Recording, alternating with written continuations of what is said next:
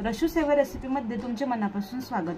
आज मी तुम्हाला पालकाचं वरण कसं बनवायचं ते सांगणार आहे।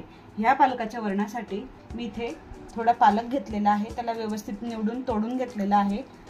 त्याचबरोबर 1 वाटी तुरीची डाळ घेतलेली आहे। आता आपल्याला ह्या तुरीच्या डाळीसोबत हा पालक व्यवस्थित चिरून घेऊन त्याला शिजवायचा आहे।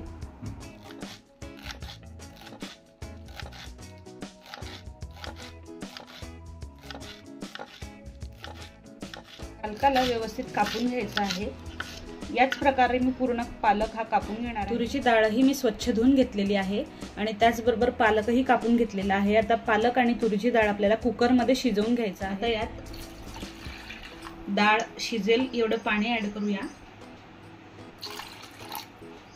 आणि याला गॅसवर ठेवूया। इथे डाळ आणि पालक शिजलेला आहे। आता आपण याला फोडणी देऊया। फोडणी देण्यासाठी आपण इथे छोटा एक कांदा कापून घेतलेला आहे, त्यानंतर 2 मिरच्या घेतलेल्या आहे, त्यानंतर एक हिरवी मिरची घेतलेली आहे, लसूण आणि अद्रक मी इथे कमी प्रमाणात यूज करते आहे, त्यानंतर एक छोटा टमाटर इथे कापून घेतलेला आहे। आता आपण फोडणी देऊया। मी इथे 2 पळ्या तेल टाकत आहे।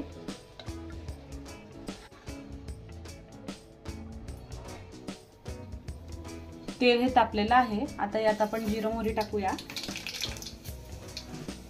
त्यानंतर ज्या मिरच्या मी कापलेल्या होत्या त्या टाकूया। त्यानंतर अद्रक आणि लसूण मी इथे ठेचून बारीक करून घेतलेला आहे।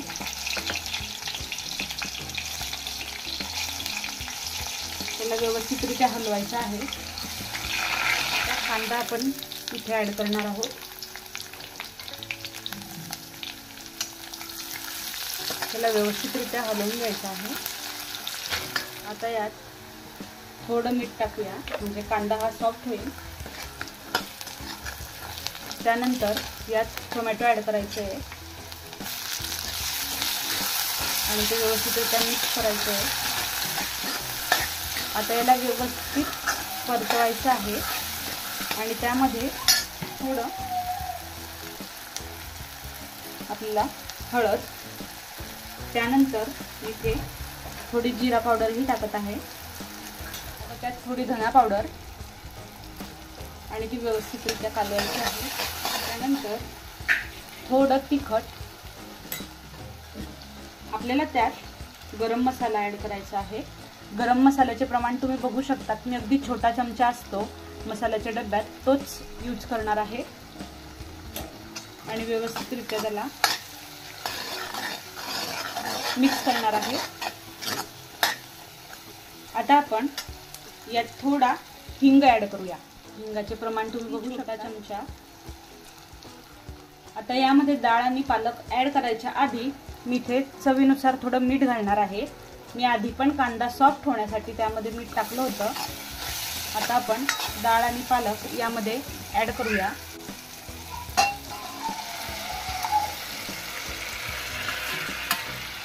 याला व्यवस्थितरित्या मिक्स करायचे आहे।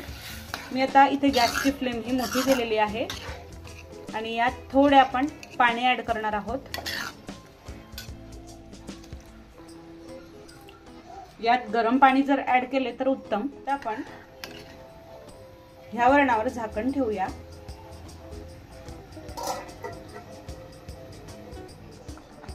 इथे डाळ पालक वरण हे उकळलेलं आहे। आता मी गॅस बंद करते। झाकण उघडून बघूया पालक हा शिजला की नाही। इथे वरण आता मस्तपैकी शिजलेला आहे आणि दाल पालक हा तयार आहे। मी आता गॅसची फ्लेम ही बंद करते। इथे डाळ पालक रेडी झालेला आहे। अतिशय सुंदर असं पालकाचं वरण हे इथे दिसत आहे आणि खायलाही ते तितकंच चविष्टही लागतंय। तुम्हाला जर पालकाच्या वरणाची ही रेसिपी आवडली असेल तर प्लीज माझ्या चॅनलला लाईक, सबस्क्राईब आणि शेअर करा। Thank you for watching.